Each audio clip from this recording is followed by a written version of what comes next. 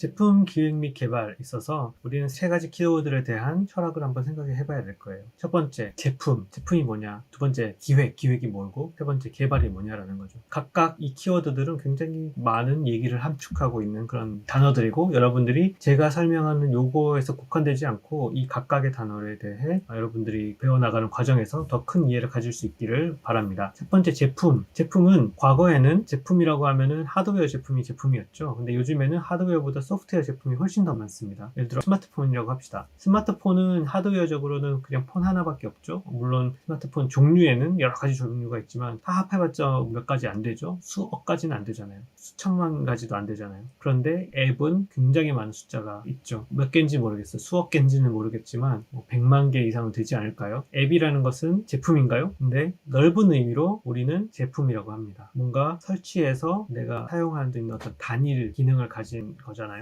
앱, 소프트웨어. 그리고 확대해서 생각하면은 그런 소프트웨어적인 하드웨어에 들어가는 소프트웨어적인 것을 넘어서 정말 인비지블한 무형의 자산도 제품이라고 해요. 대표적인 것이 서비스입니다. 서비스도 제품이라고 합니다. 넓은 의미에서는. 어떤 서비스가 있을까요? 여러분, 어떤 제품이 고장나면 서비스 센터에 가잖아요. 서비스 센터 가서 서비스를 받죠. 하드웨어를 고치는 서비스 같은 거 있잖아요. 근데 그 서비스 자체도 제품이라는 거죠. 제품의 종속적인 걸 수도 있지만 그 자체가 제품일 수도 있어요. 그게 서비스가 제품과 떼어놓을 수 없는 이유가 이 소프트웨어와 서비스가 연결이 돼서 그래요. 과거에는 전화 걸어가지고 서비스 받을 수 있는지 이렇게 했지만 지금은 앱에서 클릭하면은 서비스를 즉각적으로 받을 수도 있고, 면대면 서비스 같은 것을 신청해서 가서 서비스를 받을 수도 있고, 다양한 모습의 서비스가 있는데 그런 서비스들이 하드웨어, 소프트웨어 제품과 무관하지 않은 것이기 때문에 이것 또한 제품이라고 부릅니다. 컨텐츠도 제품이라고 그러죠. 가수들의 음원, 노래 한 곡 한 곡이 다 제품이죠. 그 제품은 그냥 노래 하나로 끝나는 것이 아니라 거기에 딸린 어떤 가수의 스토리도 있고, 그 사람들의 유튜브 블로그 같은 것도 있고, 브로마이드 같은 그런 굿즈도 많이 요즘 만들죠. 그 파생적인 상품들이 있잖아요. 다 제품이에요. 카카오톡은 채팅할 수 있는 앱이지만 앱을 넘어서 카카오 프렌즈라는 하드웨어적인 인형 같은 캐릭터 상품도 팔고, 혹은 카카오 프렌즈 컨텐츠도 있죠. 컨텐츠 제품. 그다음에 관련된 서비스가 카카오 프렌즈 관련 서비스가 있는지 모르겠지만은 금융 서비스도 다 서비스죠. 그다음 배달의 민족 같은 배달 서비스 같은 서비스죠.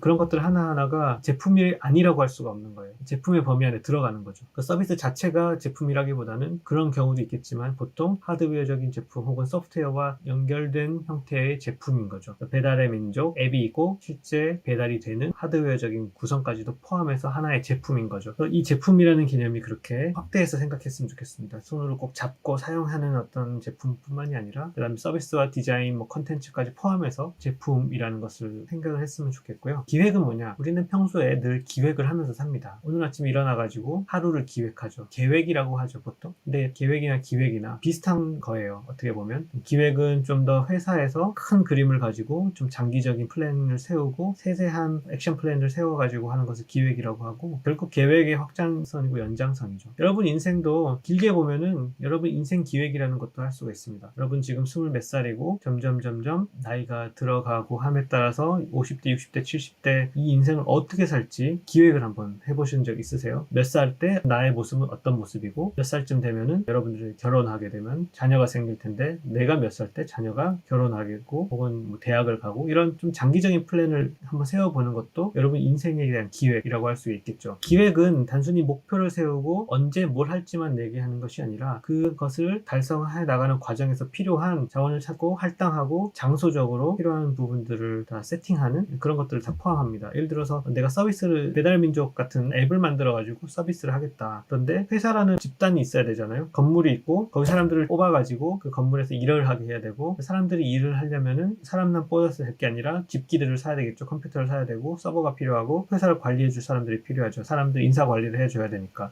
그러려면 부서가 생기고, 또 하드웨어 제품인 경우는 만들어야 되니까 공장이 있든지 이게 누구랑 제휴해서 OEM 방식으로 나는 디자인할 테니까 만들어주세요 이렇게 협약을 해서 할 수도 있고, 혹은 물류 창고가 필요하겠죠. 만들어진 제품을 우리 회사가 가진 물류 창고에 저장을 할 수도 있지만은 공용 물류 창고 같은 게 있어요. 여러 회사들이 쓸 수 있는, 돈 내고 쓰는 공간을 빌리는 거죠. 그런 물류 창고에서 할 수도 있어요. 그런 것들이 바로 다 자원이거든요. 내가 가진 자원은 뭐고 내가 가지지 못한 외부적인 자원은 뭐냐, 나는 돈이 얼마나 있느냐, 내가 지금 당장 할 수 있는 일은 무엇이고 이 일이 끝난 다음에 해야 되는 일은 무엇인지, 그런 프로세스, 절차 같은 것들이 정해져 있겠고, 또 발전할 거 아니에요. 점점점 돈을 벌면 회사가 커지고 사람들도 더 많이 뽑고, 그러면은 언제까지 회사 규모를 얼마 정도 발전시키고, 그리고 그 기반으로 지금은 내가 꿈에만 가지고 있지만은 어느 정도 규모가 커지면은 다른 아이템을 시작해 보겠다. 그래서 그런 아이템적인 기획은 굉장히 어렵죠. 크고 무겁죠. 사람의 인생을 경영하고 기획한다는 거, 회사의 큰 비전을 가지고 또 뭔가를 기획한다는 것도 어렵죠. 보통 근데 CEO라든지 대표는 아주 큰 기획을 해야겠지만, 여러분들은 프로젝트 기획, 아주 작은 기획도 기획부터 여러분들이 그 기획하는 습관, 기획력을 키워야겠습니다. 그래서 아까 얘기했지만 아주 작은 프로젝트라도 단순히 목표만 정해서 쭉 나가는 것은 기획이 아니에요. 시간이라는 개념이 있습니다. 언제부터 언제까지 뭐 하고, 그 다음에 뭐 하고, 그리고 날짜라는 개념, 언제까지 중간 보고를 해야 되고, 특정한 날짜들이 있고요. 그 다음에 가용한 인력들이 있습니다. 팀 프로젝트 같은 건 3명, 4명, 5명 모여가지고 뭔가 한다라는 팀 구성이 있고, 그 팀 한 사람 한 사람의 자원이거든요. 누구는 뭘 잘하고, 누구는 서치를 잘하고, 누구는 아이디어가 좋고, 누구는 비판적인 사고를 가렸고, 또 누구는 또 리딩을 잘하고, 누구는 사람들과 친목을 다질 수 있는 그런 협업 능력이 좋고, 각자 가진 그런 장점들을 종합해서 팀을 잘 굴러가게 하는 것, 그것도 하나의 기획에 해당되고 또 하나의 자원 관리에 해당되는 거죠. 그 다음에 물질적인 자원, 공간적인 자원, 어디서 우리 프로젝트를 할 것인지, 우리 데이터는 어떤 식으로 온라인에 구글 드라이브에 저장을 할 것인지, 그 다음에 시간적으로 언제 만나서 어떻게 일할 것인지, 그런 것들 기획입니다. 기획이 탄탄하게 되어 있고, 그 기획을 기획대로, 물론 계획이란 것은 언제든지 바뀔 수 있지만은 잘 세운 기획을 큰 변화 없이 유지시켜 나갈 수 있는 것이 어떻게 보면 큰 힘이죠. 기획을 잘 못하면은 바꿔야 될 일이 많잖아요. 시야가 좁으니까 넓게 보지 못하고 중간중간 바꿔야 되는 게 많을 수 있지만, 경험이 많다 보면은 뭐 이렇게 하면 돼 라는 감이 있고 착착착착 체계적으로 할 수가 있죠. 회사에서 여러분들이 그런 위치가 된다면은 여러분들은 이미 매니저급인 거죠. 매니저 혹은 팀장은 여러 사람들을 관리하면서 프로젝트가 잘 돌아가게 하는 거죠. 그만큼 스트레스도 있고 그만큼 막중한 책임감도 있지만은, 그렇기 때문에 매니저급이 더 대우를 받고 더 연봉도 높은 거죠. 그럴 수밖에 없죠. 더 큰 일을 하고 있으니까. 결국 실무를 하는 사람들은 그런 기획력이 크지 않고 넓은 그림을 볼 수 없지만은, 여러분들 CEO가 되고 싶다, 혹은 어떤 회사를 경영하고 싶다, 매니저급 이상으로 다 성장할 건데, 여러분들은 그런 기획력을 계속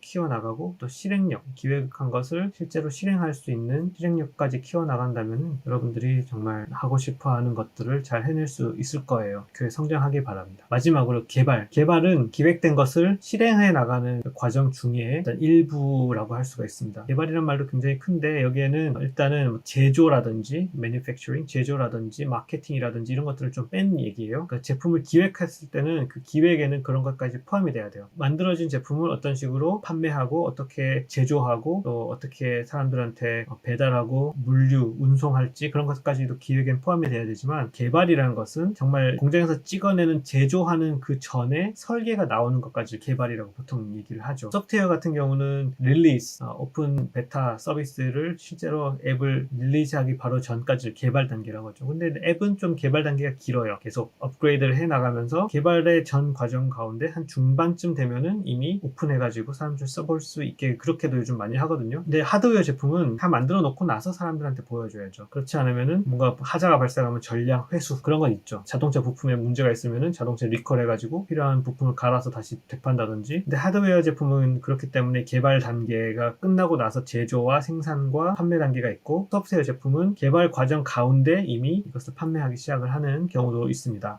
여하튼 이 개발 단계는 실제로 기획된 것을 만들어내는 과정이에요. 그러려면 이걸 어떻게 하면 제일 잘 만들 수 있을지 고민을 많이 해야겠죠. 그리고 단순히 기능 구현에 초점을 맞추면 안 돼요. 기능을 구현할 때 사람들이 이런 기능을 가지면 좋겠지라고 생각하고 막 기능을 만들어서 넣을 수도 있어요. 하지만 요즘 사람들 굉장히 똑똑하죠. 사람들 굉장히 원하는 게 있어요. 기능만 있다고 다 되는 게 아니라 쓰기 쉬워야 되고 필요해야 돼요. 사람들이 필요하지도 않은 것을 만들고 사람들이 쓰기 어렵게 만들면은 사람들은 그 제품을 선택하지 않을 거예요. 제품 개발에 있어서 가장 중요한 것은 다 개발하고 나서 사람들한테 자 만들었으니까 쓰세요가 아니라, 개발해 나가는 과정 가운데 사람들이 정말 이것을 잘 쓸 수 있을지, 이것을 좋아할지, 이것이 사람들한테 어떤 가치를 줄지 꾸준히 고민하면서 그 제품을 완성시켜 나가야 된다는 거죠. 그래서 형태적으로, 기능적으로, 뭐 색깔적으로, 크기와 무게, 재질, 앱 같은 경우는 애니메이션 효과라든지 사운드라든지 캐릭터의 이미지라든지 굉장히 다양한 고민거리가 있어요. 얘네들은 기획 단계에서는 아주 구체적이진 않아요. 러프하게 이런 식으로 만들자라는 것이 기획 단계에서 나와가지고, 그래 이 제품 한번 만들어보자 라고 시작을 하지만 실제 개발 단계에서 더 구체적으로 사람들의 요구사항이라든지 니즈라든지 사람들의 제품을 얼마나 잘 사용하는지 것들을 파악을 해가면서 제품을 발전시켜 나갈 필요가 있어요. 그런 것들이 개발이라고 하죠. 제품, 기획, 개발 이 세 가지를 알려드렸는데 이번 학기 여러분들이 어떤 제품을 만들게 되든지 한 학기 동안은 기획을 할 거고 반 학기 동안 그리고 나머지 반은 실제로 기획된 내용을 구체화시키는 그 개발 단계를 진행할 거예요. 그러면서 전체적인 좀 큰 그림을 그렸으면 좋겠어요. 한 제품이 기획되고 점점 발전해 나가는 그 과정과 그 가운데 어떤 것들이 중요한 과업이고 이슈들인지 그리고 사람들을 만나면서 사람들의 의견을 듣는 게 얼마나 중요한지 그것들을 잘 경험해 볼 수 있는 한 학기가 되시길 바랍니다. 무엇을 만들까? 무엇을 만들까? 라는 것은 굉장히 원론적인 질문이죠. 무엇을 만들면 좋을까? 일단 주제는 정해져 있다라고 합시다. 예를 들어서 언택트 시대의 어떤 서비스 혹은 혼자 사는 사람들을 위한 주방용품 이런 식으로 주제가 주어졌다라고 했을 때 그 다음부터는 여러분들은 그 주제 안에서 뭔가를 발견해내야겠죠. 어떤 걸 만들지. 일단 주제는 정하고 시작을 해야겠죠. 그거는 뭐 어떤 주제를 정해도 상관은 없습니다. 요즘 트렌드를 생각해보면은 혼자 사는 사람이 많아진다, 뭐 언택트 시대다, 그 다음에 온라인 교육이다, 뭐 여러 가지 그런 어떤 방향성, 트렌드 혹은 이슈 등이 많잖아요. 그런 이슈들 가운데 기회가 있으니까 또 고령자 사회, 저출산 이런 여러 가지 굵직한 키워드를 가지고 여러분의 관심사가 딱 정해지면은 그 다음부터는 관련된 사람들을 위해서 무엇을 만들면 좋을까? 세상에 없는 새로운 제품 혹은 기존에 있는 제품을 파괴하고 파괴적 혁신을 불러일으킬 만한 어떤 제품 어떻게 만들까? 뭐 어떻게 라기보다는 무엇을 만들까라는 거죠. 그래서 그 무엇을 만들까라는 질문은 여러분이 계속 가지게 될 겁니다. 처음에는 러프한 방향성 측면에서 어느 쪽으로 갈까라는 그런 취지에서 무엇을 만들까라고 생각이 됐다면 나중에는 아주 구체적인 아이디어 하나하나라도 이게 좋을까 저게 좋을까 고민하게 됩니다. 그래서 여러분은 이 무엇을 만들까라는 질문을 꾸준히 가지고 제품이 완성될 때까지 그 무엇을 만들까라는 질문을 해가야 됩니다. 여기서 우리가 놓치기 쉬운 것은 예를 들어 우리 스마트폰을 만들자라고 했으면 이미 무엇을 만들까가 정해진 거라고 생각할 수 있어요. 근데 그거는 방향성이 정해진 거죠. 스마트폰이라는 구체적인 하나의 제품군이죠. 제품군에 대한 방향성이 정해졌지 스마트폰만 하더라도 굉장히 다양하잖아요. 크기도 다양하고 화면의 크기도 다양하고 컨셉도 다양해요. 그 다음에 기능도 다 다양하고 어떤 성능도 다양하죠. 그렇기 때문에 스마트폰을 만들자라고 해서 우린 무엇을 만들지 결정했어 라고 못 박을 수 없다라는 겁니다. 마찬가지로 언택트 사회에 무엇을 만들까라고 했을 때 그래 우리는 언택트 시대에 교육과 관련된 뭔가를 만들자라고 했다고 그가 무엇을 만들지 정한 건 아니라는 거예요. 방향성만 정해졌어요. 교육에 관한 뭔가. 하지만 대상이 없죠. 초등학생인지 중학생인지 고등학생인지 대학생인지 뭐 고령자인지 대상이 없고 또 어떤 컨텐츠에 대한 대상도 없죠. 그 다음에 이것을 뭐 앱으로 만들 건지 아니면 하드웨어로 만들 건지 서비스로 만들 건지 방향성이 없잖아요. 계속 구체화해 나가야 되는 거거든요. 그래서 여러분들한테 처음에 가진 그 질문 무엇을 만드는 게 좋을까라는 질문은 꼬리에 꼬리를 물고 계속 따라다닙니다. 여러분을 프로젝트가 끝날 때까지 따라다닐 거예요. 거기에 계속 질문을 해야 돼요. 그리고 계속 답을 찾아 나가야 됩니다. 자, 답을 찾아 나갈 때 오늘 말씀드리는 것은 이 답을 찾아 나가는 과정 가운데 가장 중요한 것은 여러분끼리 답을 찾지 말라는 거예요. 책상에 앉아가지고 우리 요즘에 혼자 사는 사람들이 많은데 그 사람들을 위해서 뭐를 해주면 좋을까 아이디어가 계속 나옵니다. 그리고 아이디어가 나오면은 가장 흔히 하는 실수가 아이디어 중에 하나를 골라요. 그 다음에 그거를 컨펌을 받습니다. 이 아이디어 어때요? 그런데 그것은 잘못된 방향이에요. 오늘날 시대에는 더 잘못된 방향이에요. 잠깐 과거로 돌아가면 7, 80년대, 90년대, 2000년대 초반에도 그랬죠. 어떤 제품을 만들자고 하면 책상에 모여서 회의 테이블에 모여서 다양한 사람들이 이걸 만들까요? 저걸 만들까요? 계속 토론을 합니다. 그리고 나서 우리가 결정할 수 없으니 위에 물어보자. 그래서 만드는 게 바로 기획서예요. 기획서를 만들어서 상사한테 보고하고 계속 올라갑니다. 우리 팀장님은 그 위에 보고하고 그 위에 보고하고 결국 대표까지 가죠. 그리고 이거 해봐 해도 괜찮아. 내가 보니까 괜찮은 것 같아. 난 이거 별로 안 좋은 것 같아. 하지마. 이런 식으로 나오면은 다시 내려옵니다. 이거 하지 말래.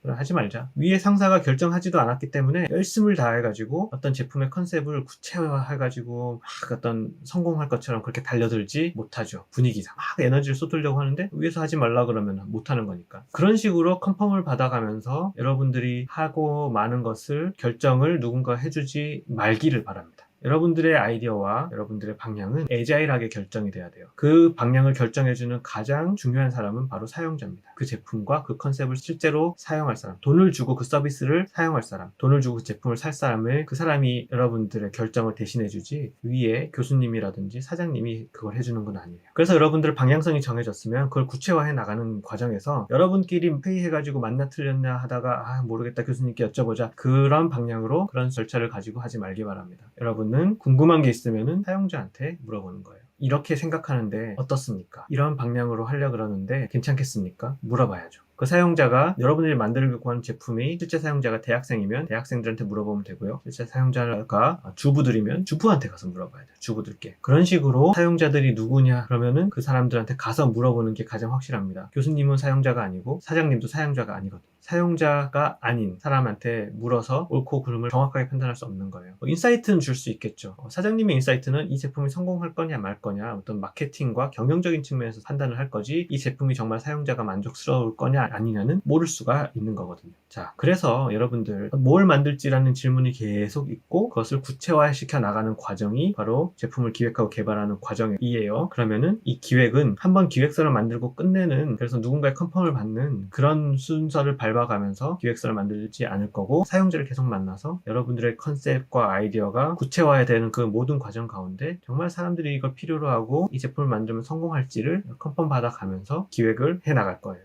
그래서 똑같은 기획이라도 여러분들이 모여서 기획서를 내서 선배님, 사장님 윗선에 컨펌을 받을 목적으로 만드는 기획서와 사용자들을 중심으로 이렇게 만들면 됩니다 라는 것을 탄탄하게 만드는 기획서는 전혀 달라요. 사실은 기획서 자체가 무의미한 시대입니다. 요즘 애자일 시대는 그렇게 기획서 만드는 일에 시간을 낭비하지 않습니다. 뭐 하고 싶고 혹은 이게 정말 괜찮을 것 같다라는 촉이 생기면 일단은 만들어봐요. 최대한 짧은 시간에. 일주일, 2주일, 한 달 빠르게 프로토타입을 만들어서 사람들한테 직접적인 반응을 들어봅니다. 그렇게 해서 사람들의 반응이 좋으면 확대하는 거고요. 사람들의 반응이 좋지 않으면 원인을 찾겠죠. 문제를 도저히 해결할 수 없으면 그냥 거기서 프로젝트를 접는 거죠. 기획사도 없고 윗선에 보고할 필요도 없어요. 하지만 여기까지 와서 이렇게 하면 되겠다라는 데까지 와서 이것을 정말 공식적인 프로젝트화를 한다든지 혹은 윗선에 보고를 해야 되고 좀 더 확장시키기 위해 사업을 크게 하기 위해서 보고를 해야 되면은 기획서 같은 뭔가를 아무튼 만들긴 해야겠죠. 거기에는 계획만 들어있지는 않습니다. 이렇게만 해봤고요. 사용자들이 좋아했고 이런 것들을 원했다. 그리고 뭐 통계적으로 어땠고 점수적으로 사람들이 뭐 3점 정도의 관심이 있었는데 7점 정도의 관심으로 이렇게 점수가 올랐다. 그런 여러 가지 데이터들을 가지고 이 프로젝트를 밀어달라는 식으로 하는 그런 기획서겠죠. 이 프로젝트를 해도 됩니까? 라는 기획서가 아니라 이걸 하겠습니다. 이걸 밀어주십시오. 라는 제안하는 거죠. 그래서 여러분들은 그렇게 누군가한테 컨펌을 받기 위해서 활동하지 않기를 바라고 여러분들이 궁금한 게 있으면요. 사용자한테 가세요. 물어보세요.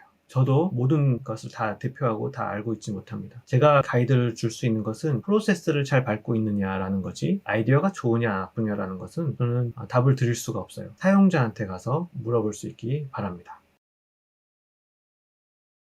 앱 기획에 대해서 얘기를 해보죠. 앱 개발이 아니고 앱 기획입니다. 개발은 뭔가를 만들어내는 거고 구현해내는 건데 이 수업에서는 우리는 아이디어 개발과 기획 쪽에 좀 더 초점을 맞춰서 설명을 하겠습니다. 기획이란 건 뭐냐면은 처음에 어떤 아이디어가 나왔을 때 그건 굉장히 추상적이죠. 예를 들어서 코로나 사태가 심한데 이 상황에서 사람들에게 좋은 정보를 줄 수 없을까? 안전과 건강에 도움이 될 수 있는 그런 앱을 만들면 어떨까? 근데 어떻게 만들지는 몰라요. 어떤 컨텐츠가 들어갈지 모르고 러프하게 아이디어가 나왔어요. 그리고 기획의 맨 마지막 단계는 이대로 설계하면 됩니다 하고 디자이너 개발자들한테 넘겨줄 수 있는 차원의 최종적인 아웃풋이 나오는 게 지금 여러분들이 1년을 밟아보고 있는 과정이에요. 러프하게 밟아볼 거예요. 아주 구체적으로 이렇게 개발하면 되겠네까지 하려면 많은 시간이 걸릴 거예요. 근데 여러분들은 짧은 시간 내에 아이디어를 가지고 그걸 발전시켜 나가보는 것을 한번 수업을 통해서 진행을 해보겠습니다. 그래서 첫 번째 시간, 첫 번째 이 앱 개발과 관련된 과제는 한번 그림을 그려보는 거였어요. 카톡이든지 뭐 한동 NFC, 스마트 캠퍼스 앱이든지 여러 가지 앱이 있을 텐데 그걸 한번 그려보자는 거죠. 그러면서 여러분들이 파악을 한번 해봤으면 좋겠어요. 어떤 구성 요소들이 있나? 뭐 버튼이 있고요. 뒤로 가기 버튼도 있어야겠죠. 홈으로 가기 버튼도 있어야겠죠. 메뉴가 있어야겠죠. 메뉴도 여러 가지 방식이 있어요. 숨어 있다가 왼쪽 위에 3줄짜리가 보통 그걸 누르면은 쫙 펼쳐지면서 메뉴가 나오죠. 메뉴를 숨겨놓지 않고 화면에 다 배치를 할 수가 있겠죠. 또 리스트, 카톡 같은 경우에는 대화 목록 리스트죠. 친구 목록 리스트를 보여주는 앱도 있고요. 어떤 종류의 그런 컴포넌트라 그러면 디자인 컴포넌트, 구성 요소들이 있는지를 한번 파악을 해보자. 그리고 또 앱은 컨텐츠의 구조가 중요해요. 컨텐츠의 구조라는 것은 첫 화면에서 내가 누를 수 있는 선택지가 5개예요. 그럼 1번 버튼을 누르면은 뭐 어디로 가고 2번 버튼 누르면 그 다음 어떤 페이지로 가고 3번 버튼 누르면 어떤 페이지로 가고 하나의 첫 화면에서 5개로 페이지 이동을 할 수가 있고요. 각각 첫 번째 이동된 페이지에서도 또 뭘 누르면은 2군데 서로 다른 페이지로 갈 수 있다. 계층적인 구조가 되겠죠. 그런 식으로 컨텐츠를 구조화시킬 수 있죠. 그런 구조도 여러분들이 파악을 해볼 수가 있겠습니다. 결국은 여러분들이 앱을 개발할 때 고려해야 되는 것들이거든요. 그래서 첫 번째 과제는 디자인 요소들과 전반적인 구조들을 한번 생각해 보는 게 첫 번째 과제였고요. 두 번째 과제에서는 그런 것들을 생각해 가지고 여러분들의 페이퍼 프로토타입을 한번 판단해 보세요. 혹시 빠진 구성 요소는 없는지, 혹은 논리적인 구조 중에 혹시 빠진 것은 없는지 한번 잘 생각해 보세요. 예를 들어 로그인이 필요한데 로그인이 빠졌다, 환경 설정이 필요한데 환경 설정이 들어가 있느냐, 이런 것들 한번 생각을 해보는 거죠. 앱 개발을 함에 있어서 가장 중요한 것 중에 하나는 러프하게 시작해서 구체화된다는 거예요. 여러분들이 그린 그림이 처음부터 완전할 수는 없겠죠. 어떤 그림을 처음에 그렸으면 그걸 가지고 평가를 한번 받습니다. 옆 사람한테 물어봐도 되고 사용자한테 물어봐도 돼요. 근데 이런 거 수정했으면 좋겠다라고 해요. 그러면 그것을 수정합니다. 수정해서 또 수정된 걸 가지고 또 물어봐요. 또 수정하고, 또 물어보고, 또 수정하고. 여러분, 이 물어보고 수정하는 과정을 100번 한다고 하면은 이 100번 중에 처음은 굉장히 러프하게 스케치를 그려야 되겠죠. 처음부터 많은 시간을 쓰면 에너지가 낭비가 되니까. 불확실하고 구체적이지 않은 아이디어에는 러프한 스케치, 그리고 점점 이것이 구체화되어 나가면서 끝에는 굉장히 구체적이고 정확한 스케치가 나와주면 디자이너들은 디자인하고 개발자들은 개발하겠죠. 그리고 여러분들이 수십 번 그림을 평가받고 업데이트해 나가는 과정은 수업에서는 안 다룰 겁니다. 그런 과정을 진행해야 된다, 그렇게 해서 발전한다라는 것을 알려주는 거예요. 그런 과정에 있어서 이 종이에다가 그리는 것은 어떤 장점이 있냐면, 빠른 시간에 여러분들의 생각을 그림으로 그려놓고 사람들을 불러놓고 커뮤니케이션 해보는 게 목적이고, 그 다음에 점점 구체화 나가면 구체적인 그림에 대해서도 의견을 받을 수 있겠고, 디자이너라든지 개발자랑 의사소통을 잘 할 수가 있겠죠. 비주얼 커뮤니케이션의 툴로서 이 페이퍼 프로토타입을 하는 거예요. 여러분 중에 어떤 사람은 자로 된 것처럼 굉장히 딱딱 잘 그린 사람이 있어요. 그리고 어떤 사람은 그냥 대충 그린 것처럼 보이는 사람이 있는데, 누가 더 잘하고 못했다는 것을 얘기할 수는 없어요. 왜냐면 러프하고 빠르게 그린 사람의 경우는 이 앱을 기획하는 초기 단계에 어울리는 스케치고요. 아주 좀 더 정확하게 그린 사람들은 이 후기 단계에 어울리는 스케치예요. 다만 아이디어가 러프할 때는 빨리 그려버리고 빨리 피드백을 받는 것이 더 좋고요. 아이디어가 구체화될 때 시간을 내서 더 구체적인 그림을 그리면 되겠습니다. 여러분들은 한두 번 그려본 걸로 끝나겠지만, 실제로는 많은 그림의 업데이트 그리고 많은 피드백을 받는 세션이 충분히 있어야지 기획이 탄탄하게 됩니다. 그리고 나서 최종 아이디어를 가지고 좀 더 구체적으로 프로토타입을 만들어 보는 거예요. 그림은 한계가 있거든요. 화면이 바뀌지도 않고, 도구를 쓰면은 눌렀을 때 화면이 바뀌어 나가는 걸 볼 수가 있겠죠. 도구도 다양해요. 좀 쉬운 것도 있고 어려운 것도 있는데, 이 수업을 듣는 여러분은 아주 좋은 도구를 쓸 필요는 없죠. 여러분들의 일은 아닐 거예요. 한번 이런 식으로 도구를 써서 만들 수 있다라는 걸 경험해보고, 이걸 만들 줄 알아야지 실제로 디자이너들과 협업을 할 수가 있어요. 머릿속에 있는 걸 그냥 추상적으로 얘기하는 게 아니라, 이런 식으로 화면이 바뀔 수 있잖아 라는 것을 가지고 기획자가 디자이너들 혹은 개발자들에게 커뮤니케이션 하기 위해서는 실제로 앱이 어떤 식으로 디자인 되는지를 한번 해보자는 거죠. 그런 취지에서 여러분이 지금 이 앱 프로토타이핑을 해보는 거예요. 그래서 여러분들은 뭐 어도브 XD라든지 프로토파이라는 그런 툴을 다루진 않을 거예요. 간단하게만 해보겠습니다. 그리고 피그마라는 툴이 있어요. 그거는 협업을 할 수가 있습니다. 구글 공유 문서를 하는 것처럼 하나의 화면에 4사람인가까지 동시에 접속해가지고 서로 그림을 그려볼 수가 있는데, 그것도 한번 경험해 볼 거예요. 다시 말하지만 완벽하게 만드는 게 중요한 게 아니라, 여러분들이 만든 것을 평가받아서 개선하고 평가받아서 개선하는 이 프로세스가 중요한 거예요. 여러분들이 만든 거를 다른 사람한테 보여주면서 한번 써보라, 테스트를 받아보는 거예요. 첫 아이디어가 있을 때 그 아이디어를 어떻게 발전시켜 나가고 점점 구체화해 나가는 것을 경험해 보고 있는 중입니다.